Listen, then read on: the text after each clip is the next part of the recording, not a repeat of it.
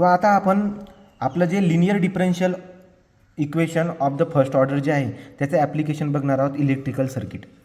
Generally electrical circuit जर तुम्ही बघायला गेलात तर तुमच्या लक्षामध्ये येईल की कुठल्याही एका इलेक्ट्रिकल सर्किटमध्ये, ठीक आहे, तो कुठल्या पण एखाद्या इलेक्ट्रिकल सर्किटमध्ये जेव्हा करंट फ्लो होत असतो, त्या करंट फ्लो होत असताना आपल्याकडे एक एक्सप्रेशन आहे, त्याच्या पद्धतीने आपण दाखवू शकतो. कसं बरं का? तो बघा, तो L into D I by D T plus R I is equal to E. हे एका सर्किटचं काय बरं का, हे एका सर्किटमध्ये जे पण ठीक आहे, एका सर्किटमध्ये आपण रेजिस्टन्स लावतो, इंडक्टन्स लावतो, तर करंट जे आहे याच्यामध्ये फ्लो होणार आहे. तो आपण काय केलेलं आहे, आपण एका इक्वेशनच्या मदतीने ही रिलेशनशिप इस्टॅब्लिश केलेली आहे. काय बरं का, ते L into D I by D T. एक एक टर्मचा मिनिंग बघून घ्या. यलचा अर्थ होतो, यल म्हणजे इंडक्टन्स.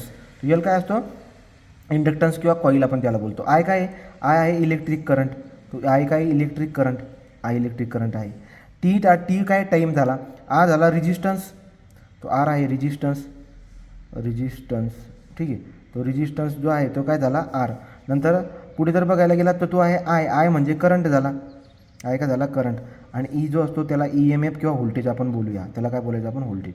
तो या पद्धतीने प्रत्येकाचा मिनिंग तुम्हाला समजून सांगितला. तो जनरल इक्वेशन काय बरं का, इलेक्ट्रिकल जेव्हा सर्किटमध्ये इलेक्ट्रिकल करंट फ्लो होतो तेव्हा त्याला रिप्रेझेंट करण्यासाठी आपल्याकडे जनरल इक्वेशन काय आहे, तो जनरल इक्वेशन आहे L D I by D T plus R I is equal to E. पण लक्षात ठेवायचं, हे इक्वेशन वापरायचा अधिकार जेव्हा ही सर्किट आर एल सर्किट असेल. कुठली सर्किट? ही R L circuit. R L सर्किटचा अर्थ काय आहे की जर सर्किटमध्ये जसं की समजा आता मी एक रेजिस्टन्स लावलेला आहे आणि याला बोलतात इंडक्टन्स, ठीक आहे, आणि इथे आपण जो आहे ना, इथे आपण काय लावून दिलं आहे, इथे आपण ई एम एफ जॉईन ठेवला आहे, म्हणजे इथे आपण सोर्स लावून दिलेला आहे. तो हा जो आहे ई एम एफ झाला. तर या पद्धतीने हा रेजिस्टन्स आहे, हा इंडक्टन्स आहे, याच्यामधून करंट जातो आहे आय, आणि हा आपला ई एम एफ आहे ई. ठीक आहे. तो जेव्हा असं असेल तेव्हा तुमच्याकडे एक एक्सप्रेशन असतं L D I by D T, याचा अर्थ change of current plus R I is equal to E. जमेल काय? ठीक आहे, या पद्धतीने लिहिता येईल. बरं, मग आता याला आपण सॉल्व करणार आहोत आणि आपण काय करणार आहोत? सोल्युशन फाइंड आउट करणार आहोत. सोल्युशन म्हणजे तुम्हाला जर का असं विचारलं की 3 मिनिटानंतर करंट काय झाला, ठीक आहे ना, तो याचे आपण आता सोल्युशन फाइंड आउट करणार आहोत. कसं फाइंड आउट करायचं बघा. जनरली जर तुम्ही ऑब्झर्व करायला गेलात तर तुम्ही काय करणार की सर हे जे आहे ना, हे linear differential equation of first order सारखंच दिसतंय बरं का. तर यामध्ये काय करावं लागेल, D I by D T जो आहे ना, याला चिपकून असणारा यल जो आहे त्याने काय करायचं, थ्रूआउट तुम्हाला डिवाइड करायचं. थ्रूआउट काय करायचं आहे? डिवाइड करायचं. बघा बरं का बाळांनो, कसं करणार मग आता. D I by D T plus R I divide by L is equal to E by L. समजलं? मी काय केलं, यलने थ्रूआउट प्रत्येक टर्मला डिवाइड करत गेलो.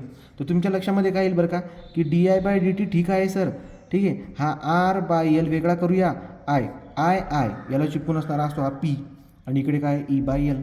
याचा अर्थ काय निघून आला की पीची व्हॅल्यू आहे आर बाय यल, क्यूची व्हॅल्यू काय आहे ई बाय यल. ओके का बोला. आता आपण याच्या पुढे काय करणार आहोत, याच्या पुढे इंटिग्रेटिंग फॅक्टर काढणार आहोत. इंटिग्रेटिंग फॅक्टर काय असतो? Integrating factor P D x. कारण मेन फंक्शन काय, तो डी एक्स म्हणजे काय, आता इथं डी एक्स काय येईल? D T. लक्षात येते का? जर D I by D T आहे तर खालचा जर येतो इथं काय येईल? डी टी येईल ना बाळा. हो, समजते का तुम्हा? आता integration E raise to power integration पीची व्हॅल्यू आहे आर बाय यल, इथे येऊन जाईल डी टी. मग आता याचा आन्सर कसा येणार बघा. तो integration E raise to power R by L हा कॉन्स्टंट आहे, कॉन्स्टंटला बाहेर काढून घ्या. तो आर बाय यल बाहेर काढला, इथे काय राहणार? Integration D T. मग आता तुम्हाला हे पण माहिती आहे E raise to R by L, I D cut केला तर इथं काय येईल? टी. म्हणजे याचं उत्तर काय होऊन जाईल? E raise to R T by L, E raise to R T by L. ठीक आहे, हा काय झाला, तो इंटिग्रेटिंग फॅक्टर जो पण आपला आलेला आहे तो आहे E raise to R T by L. याच्यावरती तुम्हाला MCQ पण विचारायला, तो लक्षात राहू द्या तुम्ही. ठीक आहे, तो E raise to R T by L. हा E raise to R T by L आपला काय झाला? Integrating factor. चला बरं, जनरल सोल्युशन कसं काढता? जनरल सोल्युशन जर तुम्ही काढायला गेला तर तुमच्याकडे काय आहे? वाय म्हणजे कोण इथं? आता वाय म्हणजे मेन फंक्शन कोण आहे? आय. मेन फंक्शन कोण आहे? आय. तो मेन फंक्शन आपल्याकडे जर बघायला गेला तर तो आय आहे, into integrating factor is equal to integration Q into I F plus इथं काय येईल? D T plus C. Okay, चला बरं, आय जो आहे तो आय राहणार आहे. इंटिग्रेटिंग फॅक्टर किती आणलेला आहे? हे का integrating factor E raise to R T by L, इथं काय येईल? E raise to R T by L is equal to integration क्यूची व्हॅल्यू किती बाळांनो? इथं बघा क्यू दिलेला आहे ई बाय यल आहे, तर इथे दिला आहे ई बाय यल. मग ई बाय यल मी लिहिला, इंटू इंटिग्रेटिंग फॅक्टर किती आहे? E raise to R T by L D T plus C. सुरुवातीला जर बघायला गेलात ना, जेव्हा आपण सुरुवात करतोय त्या टायमिंगमध्ये टी इज इक्वल टू 0 असताना करंट जो आहे ना तो किती असतो 0 असतो. ही कंडिशन जर तुम्ही टाकली तर तुम्हाला कॉन्स्टंट भेटून जाईल. मग टाका बरं. जर टी इज इक्वल टू 0 टाकला आणि आय इज इक्वल टू जर तुम्ही 0 टाकताय तो इकडची टर्म पूर्ण काय होऊन जाईल, तो पुट म्हणायचा पुट. जर तुम्ही आय इज इक्वल टू 0 टाकला तर इकडची पूर्ण टर्म काय होऊन जाईल 0. जर टी इज इक्वल टू 0 टाकायला गेलात तर ई रेस टू हा 0 होऊन जाईल बाळा हो. आणि ई रेस टू 0 म्हणजे 1 होऊन जाईल हा. त्याचा आन्सर राहील E/L dt. नाही समजलं का? हे बघा इथं टी आहे, तो टीची व्हॅल्यू 0 जर टाकली ते पूर्ण 0 होऊन जाईल. ई रेस टू 0 म्हणजे हा पूर्ण 1 होऊन जाईल. तो 1 E/L इंटू 1 केला तर E/L होऊन जाईल dt. ठीक आहे, प्लस सी. मग आता याचा आन्सर काय येईल बघा बरं, चेक करा. तर इथं जर आन्सर तुम्ही काढायला गेलात तर याचा आन्सर काय येईल चेक करूया. E/L बाहेर आला आणि याचा आन्सर जे येईल आय डी कट टी होऊन जाईल, तो ET/L होऊन जाईल. हा ET/L प्लस सी. याचा अर्थ सीची व्हॅल्यू काय आली -ET/L. आता ॲक्च्युली आपण काय करायला पाहिजे होतं, हे इथपर्यंत मी आलो, पण आपण काय करायला पाहिजे होतं, हे इंटिग्रेशन पहिले सॉल्व करून घ्यायला पाहिजे. तो इंटिग्रेशन जर तुम्ही पहिले सुरुवातीला जर सॉल्व करून घेतलं तर काय आन्सर येईल बघा. हा आय आला जसा तसा into E raise to RT/L. Okay, इथे बघा हा कॉन्स्टंट जो आहे कॉन्स्टंट E/L कॉन्स्टंट बाहेर काढतो मी. Integration E raise to power RT/L dt plus C. Okay, I into E raise to RT/L E/L. ठीक आहे, आता बघा तुमच्या लक्षामध्ये काय येईल, ई रेस टू RT/L याचं जर काय इंटिग्रेशन काढायला गेलो तर काय येईल बाळांनो, ई रेस टू समथिंग जर असेल तर याचं काय येईल ई रेस टू RT/L राहील आणि डिवाइड बाय टीला चिपकून जो आहे ते डिवाइडला चालले जातील ना R/L. आलं का लक्षात, प्लस सी. लक्षात येते का नाही. हां, तर मग आता हे इंटिग्रेशन जर तुम्ही सॉल्व केल्यानंतर जर आता व्यवस्थित लिहायला गेलात तर ई रेस टू RT/L आला, हा झाला E/L. ठीक आहे, इंटू L/R उलटा होऊन जाईल आता L/R बरोबर, into E raise to RT/L plus C. Initially काय पुट किंवा इनिशियली म्हणा, इनिशियली सुरुवातीला काय असतं, time T is equal to 0 असताना करंट किती जातो 0. आता पुट जर करायला गेलात तो आयची व्हॅल्यू इकडे 0 पुट करणार तो हा पूर्ण 0 होऊन जाईल. टीची व्हॅल्यू जर पुट करायला गेलात तर ई रेस टू टी इथं हा 1 होऊन जाईल, म्हणजे काय राहील E/L इंटू L/R. L पण कट होऊन जाईल प्लस सी. समजते का, याचा अर्थ काय होईल 0 is equal to E/R plus C. तो सीची व्हॅल्यू किती आली -E/R. ही सीची व्हॅल्यू आली.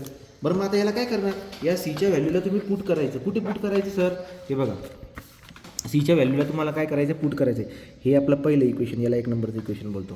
पुट इन वन या इक्वेशनमध्ये जर पुट केलं तर काय होईल बघा, I into E raise to RT/L is equal to E/L. हे बघा आता हा जो यल आहे ना इथं असं कट करून टाकू आपण, फक्त E/R राहील, म्हणजे E/R राहील इथं. ओके, आणि पुढे काय आता बघा E raise to RT/L right, आणि इथं सीची व्हॅल्यू चालूच काढली मी -E/R. मग तुम्ही काय म्हणणार की सर इथं E/R जो आहे ना हा जरा म्हणजे सारखा दिसतोय, याला बाहेर काढून घ्या ना. याला कसं बाहेर काढणार बाळांनो, I into E raise to RT/L is equal to E/R. मी बाहेर काढला, मध्ये करायला E raise to RT/L -1. Okay, पण आता आपलं तरी पण इक्वेशन कंप्लीट झालेलं नाही आहे. मग आपण काय करणार बरं का, ई रेस टू RT/L ला इकडे डिवाइडला पाठवून देऊया. इकडे जर डिवाइडला पाठवलं तर काय होईल, आय इज इक्वल टू डिवाइडला जर पाठवलं तर काय होईल बघा E/R बाहेर राहू दिला मी. इथं डिवाइडला जर का पाठवलं तर E raise to RT/L divide by E raise to RT/L 1 होऊन जाईल, -1 upon E raise to RT/L होऊन जाईल, म्हणजे होऊन जाईल ई रेस टू -RT/L. हे एक्सप्रेशन आपलं करंटचं येईल बाळांनो. तो करंटचं याच्या पुढे जेव्हा आपण तुम्हाला एक्झाम्पल सॉल्व करायला येईल ना, एवढं सगळं सॉल्व करण्याच्या ऐवजी डायरेक्ट आपण एक्सप्रेशन काय वापरणार लक्षात घ्या.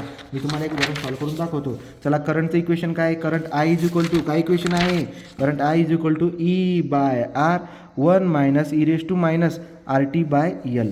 याचा वापर आपल्याला करायचा आहे. समजलं.